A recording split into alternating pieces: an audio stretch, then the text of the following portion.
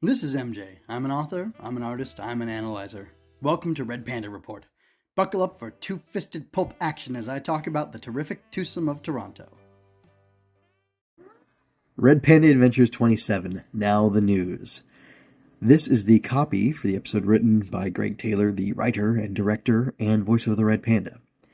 And now, from headlines around the world and here at home, join us as the Radiogram News Picture Corporation presents News on Parade. Sometimes there's more to the story than a headline, as we find out as we follow our heroes on 3 short adventures that take us behind the scenes and show us that there's more to current events than meets the eye. With special guest star Jack Ward of the Sonic Society. This episode, Now the News, was originally aired October 20th, 2007. Again, it was written and directed by Greg Taylor, and this episode is called Now the News. It's Red Panda Adventures number 27, if I wasn't clear about that before. I've got a cat over here complaining, and he's distracting me a little bit. So I thought the premise of this episode was pretty cool. I wonder why it happened. I wonder how intentional it was, or how much of like an act of desperation it was to have us get 3 short stories, and they kind of vary in length and tenor and tone, maybe you could say, and I find that to be interesting. I know somebody who I've been kind of beta reading for and helping them workshop their books as they're writing, and every now and then I'll say, oh, this is another clip chapter, because they do this thing where they say, there's multiple scenes going on. It's all conveying one story, one overall message, and they do it by, I don't know if it's specifically contrasting scenes, because I wouldn't say that these scenes are specifically contrasting each other. They're different, they're unique, they're, in different settings at different times in different places with different foes and different types of enemies. So, it does, I guess they are technically contrasting, and like showing that variety and showing the range of the characters in one chapter or one episode like this, where you're having all these different things happening. It kind of does, it does favors to the characters. It definitely helps them, which is good. I think it's a really good thing. And like I said, I really like the idea. And not only do I like the idea, I like what they did with it, and I like the actual episode as it played out, because each little mini adventure was really interesting and entertaining. So, so the first issue or first episode has to deal with these. I don't know if Canada had prohibition or not, but there are Canadian gangsters, mobsters, criminals who are willing to smuggle alcohol into the United States during Prohibition. And this is actually after the ending of Prohibition, I believe, but still the stills, or the distilleries, haven't been able to crank up to work because they were closed down. Businesses were destroyed by Prohibition, by that law being put in place. And yet other businesses flourished and grew, and Al Capone was a huge guy. He made a lot of money because of the illegality of alcohol. And it's interesting because the story's a little bit more complicated than people think. So like in this, the criminals specifically are putting antifreeze in these barrels. They're cutting real alcohol, I guess, maybe, with antifreeze, and antifreeze is poison. Actually, fun fact, it's not actually fun, it's kind of morbid. In the late 90s or early 2000s, so many people were poisoning their relatives, their spouses typically, by putting antifreeze into their food, and then it would eventually kill them, that they actually, did they make antifreeze? I think they now add something to antifreeze to make it either taste disgusting or to make it a really crazy color, like a day-glow green, that it will not go, like you'll be able to taste it basically, and you can't be poisoned, because a bunch of people were poisoning their whoever they were close to kill them, obviously, to murder them, with antifreeze. Why were they killing them? A lot of it's insurance stuff to collect on life insurance. Anyway, but the actual poisoning that a lot of people encountered during Prohibition by drinking illicit or illegal alcohol was actually not only from criminals, but it was also from the government. Although, I guess I repeat myself, don't I? It's really interesting if you look into it. I even like Snopes, which I don't trust for many reasons, but maybe that's because I have a particular bent, and Time Magazine, who I would say, I don't know, would people say they're on either side of the political aisle? I'm not sure. I would say Time Magazine is like mainstream, and Snopes is a little bit more off to one side than the other. But I would say that both of them are reliable in this. Snopes says it's mixed, that the government, the United States government, was poisoning alcohol, and or allowing. Well, yeah, it's a little interesting. I'm not going to go into the whole thing, but I am going to go into the whole thing because this is my show and I can do whatever I want. So Snopes actually quotes a Time article, possibly the Time article that I have pulled up as well. Let's see. It doesn't say. The history of poison alcohol includes an unlikely culprit. This is from Time magazine. The U.S. government. It's a 5-minute read, written by Lily Rothman in 2015, actually. So, that's interesting. Let me see. Apparently, Slate covered it as well. Um,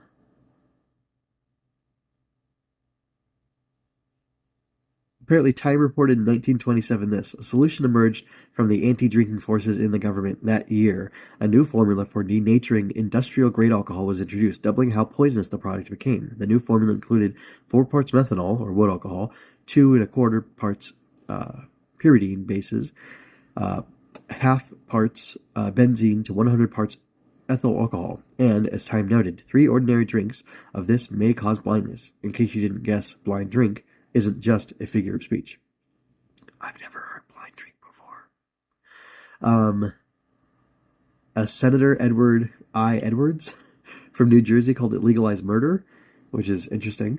And yeah, I mean it's more complicated, but basically they did things willingly, knowingly, that caused alcohol to become poisonous, so that when people drank it, they would either become blind or die because they figured if it's, well, anyway, I don't want to go into the motives, but it's not good. And in Red Panda, obviously, it's these criminals who are doing it, who think it's bad, or who are doing it just so they can make a profit. And I don't know what's worse. Is it worse to intentionally harm or kill people because you're going to make a profit for yourself, or is it intentionally harm? Is it worse to intentionally harm or maybe kill people because you don't want them sneaking and finding a way to do something that you don't want them to do? One's moralistic and puritanical, and you're trying to force people into choosing what you want them to choose. Otherwise, you're giving them an unnatural consequence of poisoning them and having them killed. And the other is just you're greedily preying upon other people's want for something that they can't get any other way. But the reason they can't get it any other way is because the government they elected has forced this on them and restricted them from it. So it's bad in either way. But I'm anti-prohibition, if you can't tell, and I'm also anti-government poisoning people on purpose. I hope you could agree with that. Okay, so next we have this greedy, awful man who's being hypnotized into being so charitable that he's going to give away all this money for the rest of his life, and people are going to remember him for that. And he's going to have a state funeral where the common people are going to weep for him for a long time. It's cathartic. It's pretty beautiful. It's great. It's a little bit Robin Hood feeling, but it's a little more complicated than that because of the hypnotism and everything. Although I guess burglaring something from somebody or stealing it from them isn't really that different from hypnotizing somebody into doing the same thing. But I wondered, like, oh, is this criminal? Is this a moral action? I'm not really sure if this is like a heroic thing to do because of the hypnotism and everything. And there's also like, it's blackmail hypnotism. Like, look, I'm cursing you with my hypnotic powers that you're going to see these awful visions and hear these awful things of all the women and children and men who you've caused to suffer. You're going to hear them crying. You're going to see them, upset before you, and it's going to torture you because of how awful it is what you're doing. And like that's a really cool concept. Like that's a really metal concept. It's really interesting. It's there's righteous indignation there, and it's like it feels like a measure of justice, but like it almost feels like that's a little bit like too much. Like that's divine judgment that should come upon this guy in the hereafter. And as Steam Bloom would say. Anyway, it feels kind of like that, but it's also like it feels very cathartic. It feels very good, and I liked hearing it, and like it made me laugh because like it's ironic and it feels just for what this guy has done throughout his life, and he's not being killed, he's not being murdered. Yeah, if they'd like killed him then and there, that would have been murder, I would say. And he's not being killed because of self-defense, which they could have, potentially justifiably said they were killing him in self-defense because he was shooting at them and stuff. But this punishment is like, it's a lot better. and it's pretty fantastic. So, um, yeah, I think it's great.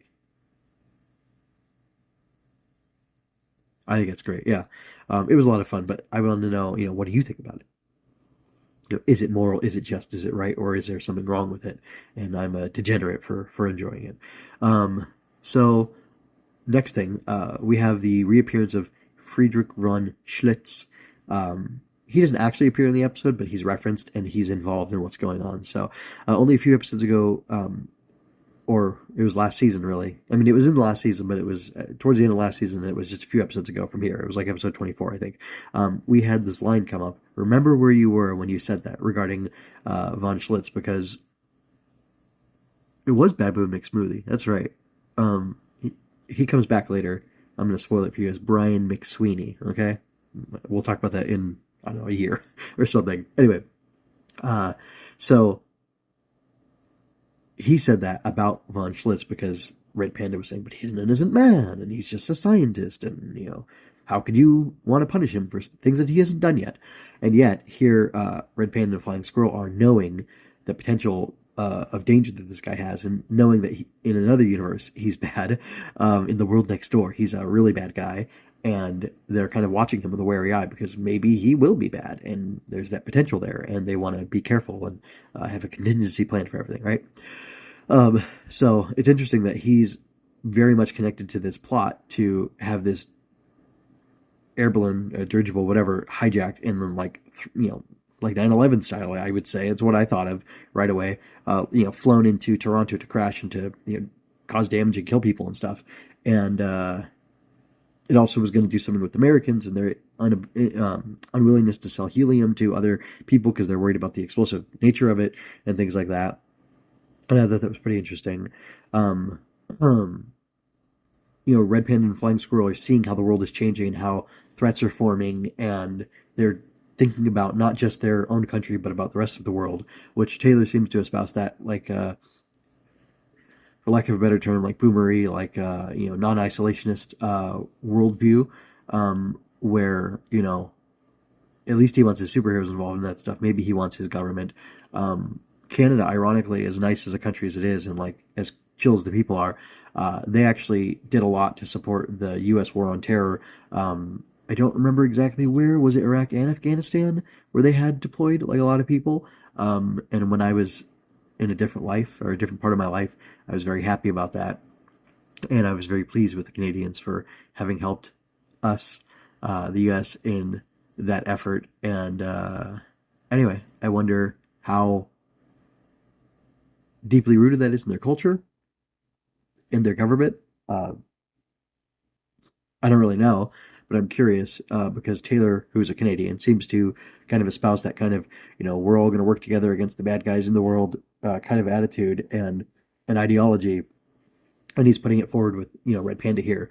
And it's just kind of interesting because um, it seems to be a little bit of a tell about political leanings, but maybe it's not. It could just be, for the story. And I just find it interesting to see Red Panda and Flying Squirrel taking this, I don't know what you would call it, the opposite of isolationist worldview, but like, I don't know, like we need to police the world kind of view. But they really do hold back from that over the whole course of the show.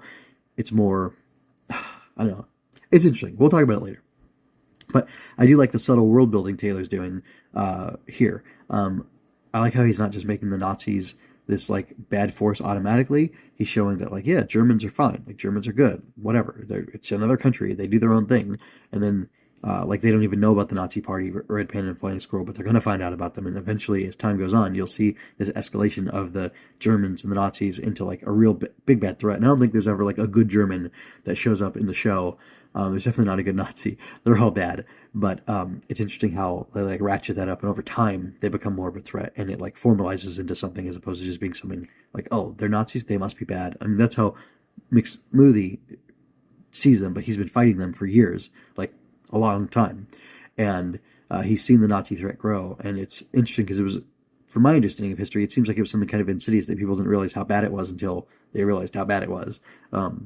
And I'm not saying that's at the end of the war and after the Holocaust. I'm saying that's even before then. It was already pretty bad, and people should have, done more. But I don't, whatever. So yeah, I'm liking this. It was a fun episode. It was interesting. Lots of interesting stuff to think about. And it's ironic that Flying Squirrel said, aren't these things supposed to take you out of the world, not like depress you and bring you back into the world? And here I'm talking about real world stuff and like some heavy real world stuff. But yeah, then the cartoons come on and you can just enjoy that. So anyway, until next time, folks, take care. I hope you enjoyed that. Like, share, and subscribe. I invite you to comment, ask questions, and share your thoughts with me. It's always more fun when you're part of the conversation. Until next time, be well and hold high the lamp of justice. Visit mjmunoz.com for more of my work and help me build up the Fortress Fiction.